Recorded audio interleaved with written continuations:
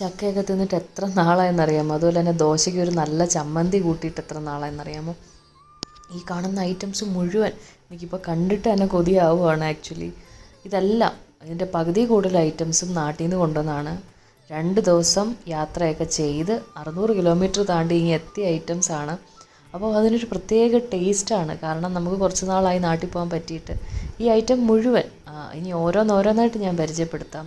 എന്തൊക്കെയാണ്, ഇതെങ്ങനെയൊക്കെയാണ്. വന്ന ദിവസം തന്നെ ഇതപ്പം തന്നെ പറ്റുന്ന രീതിയിലെല്ലാം ക്ലീൻ ചെയ്ത് എടുക്കുമായിരുന്നു. കാരണം ചൂടല്ലേ, നല്ല ചൂടുള്ള സമയത്ത് വന്നതായതുകൊണ്ടും കുറച്ച് നേരം അതൊക്കെ ഇരുന്ന് വന്നതുകൊണ്ടും അതിനൊരു വാട്ടം സംഭവിച്ചു. അപ്പോൾ അത് കേടാവാതെ എടുക്കുക എന്നുള്ളതാണ് നമുക്ക് തിരിച്ചവരോട് കാണിക്കാൻ പറ്റുന്ന ഏറ്റവും ഇമ്പോർട്ടൻ്റ് ആയിട്ടുള്ള നമ്മുടെ ലവ് എന്ന് പറയുന്നത്.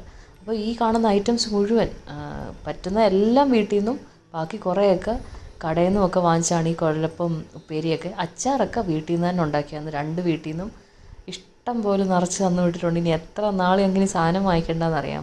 അച്ചാറൊക്കെ കുറേ ദിവസങ്ങൾ പോവും. ബാക്കി സാധനങ്ങളൊക്കെ 1.5 ആഴ്ച എങ്ങനെയായാലും നമുക്ക് പിടിച്ചു നിൽക്കാനായിട്ട് പറ്റും. അപ്പോൾ ഇതിൻ്റെ കൂടെ ഇനിയിപ്പോൾ ഒരു നല്ല ചോറൊക്കെ വെച്ച് കഴിക്കാൻ വേണ്ടിയിട്ട് ഞാൻ കാത്തിരിക്കുകയാണ്. ഇനി അടുത്ത ദിവസങ്ങൾ ഇനി ബാക്കി വിശേഷങ്ങൾ ഞാൻ കാണിക്കാം.